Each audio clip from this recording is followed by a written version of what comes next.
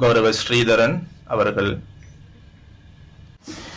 கௌரவ தலைமை தாங்கும் உறுப்பினர் அவர்களே, இன்றைய தினம் பாராளுமன்ற உறுப்பினர்களாக இருந்து தங்களுடைய மரணத்துக்கு பிற்பாடும் மக்களோடு வாழுகின்ற களுத்துறை மாவட்டத்தைச் சேர்ந்த குமார வெல்கம முன்னாள் நாடாளுமன்ற உறுப்பினர் அவர்களையும், அனுராதபுரம் மாவட்டத்தைச் சேர்ந்த எச் நந்தசேன முன்னாள் நாடாளுமன்ற உறுப்பினர் அவர்களையும், கம்பகா மாவட்டத்தைச் சேர்ந்த டியூடர் குணசேகர முன்னாள் நாடாளுமன்ற உறுப்பினர்களை நினைக்கின்ற இந்த நாள் மிக முக்கியமான நாள்.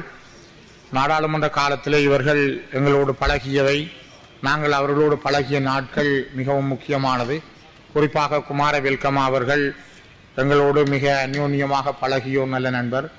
இந்த நாடாளுமன்ற காலத்திலே அவருடைய செயல்பாடுகள் எல்லோரையும் ஒரு சகோதரத்துவத்தோடு புழங்குகின்ற விதங்கள், ஒரு இடதுசாரித்துவ கொள்கையிலிருந்து ஆரம்பித்த அவருடைய அரசியல் பயணம் என்பது சிறப்பானதாக இருந்தது.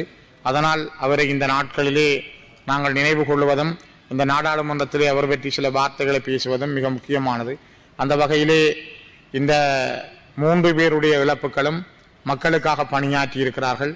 இந்த நாட்டிலே அவர்கள் தாங்கள் வாழ்ந்த மாவட்டங்களில் தங்களுடைய பணிகளை மிக செவ்வையாக செய்திருக்கிறார்கள்.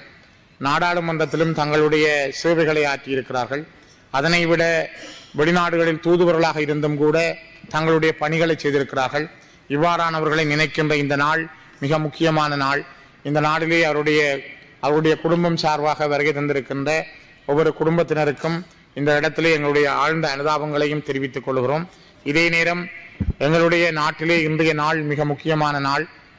இலங்கையிலே குறிப்பாக யாழ்ப்பாண மாவட்டத்தில் 51 வருடங்களுக்கு முதல் தமிழராட்சி மாநாடு நடைபெற்ற பொழுது 9 பேர் மரணமடைந்தார்கள், 50 பேர் படுகாயமடைந்திருந்தார்கள்.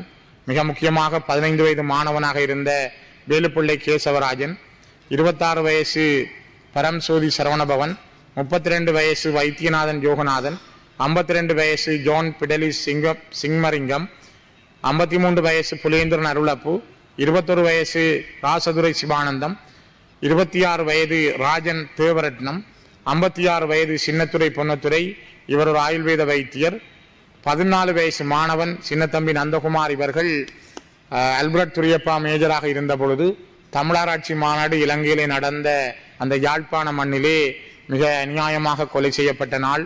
அவர்களுக்கான 51வது வருட நினைவு நாள் இன்றைய நாள். இந்த நாளிலே அவர்களையும் இந்த இடத்திலே நினைவிலே கொண்டு அந்த குடும்பங்களுக்கும் ஆறுதல் தெரிவித்து நிறைவு செய்கின்றேன்.